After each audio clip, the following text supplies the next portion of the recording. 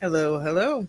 And I know I haven't done really reviews in a while. Of course, I've done one each day this past week because of Polonia Week. And before that, it's been like a year since I'd done them. I was just going to quit doing them, but I watched this movie today and I have to talk about it. And Polonia Week's over, so we got to talk about this movie.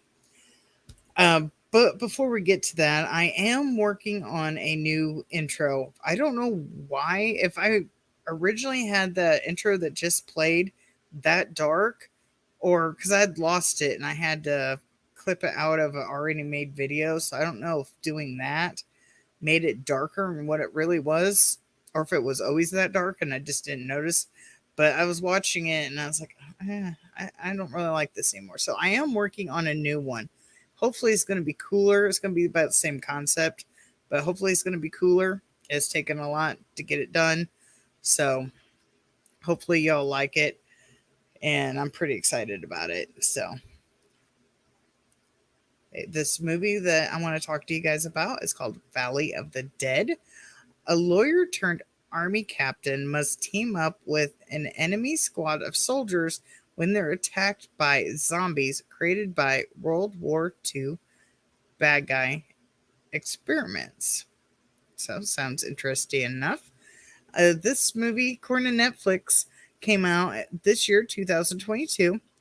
But when I went to Google to make my thumbnail and get the picture and everything, it said it came out in 2021. This is a Spanish film, so maybe it came out in Spain in 2021, but the English release is 2022. I'm not sure about that. So it either came out in 2021 or 22. Depends on what you want to go by. What I'm assuming is the Spanish release was 21 and then US release was 22. That makes sense.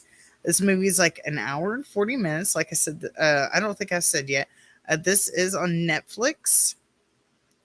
And this movie, which makes it interesting because I don't think we've had this yet in a zombie movie, this takes place during the Spanish Civil War.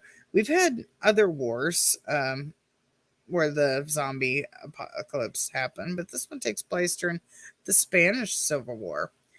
So this is made in Spain, so the language is Spanish, just so you know.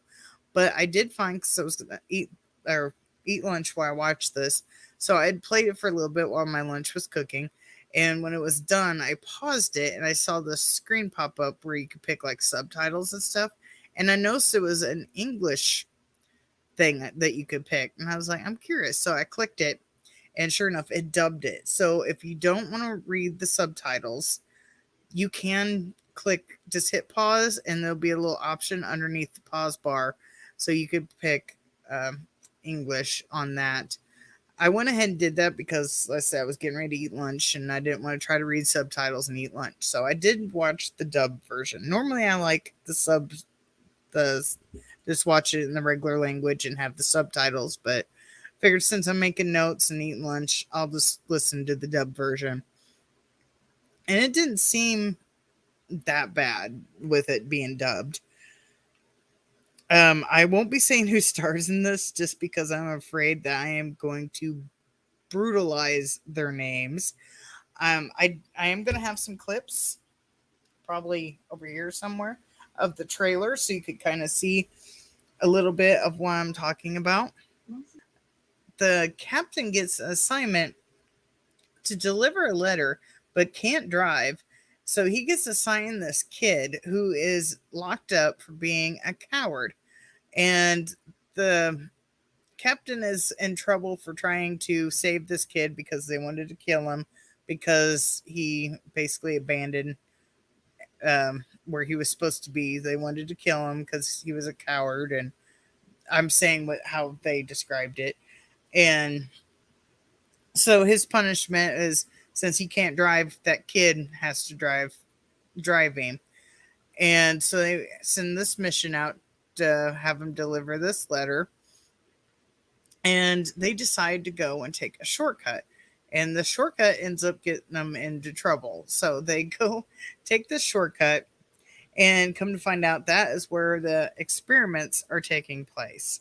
They are they have the World War II bad guys have this like blue dust that kind of shoots out like a mist, and that is basically what starts the infection.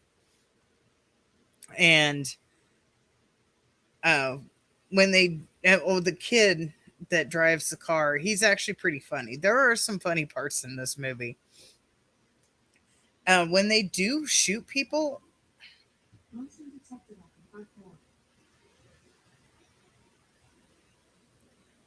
when they do shoot people, you would have probably seen it in the clips. There's this like red mist that pops up. It kind of looks more like smoke than mist a little bit, and but it makes it look like there's blood actually spraying. So it was a really cool effect, and I really liked how they did that. And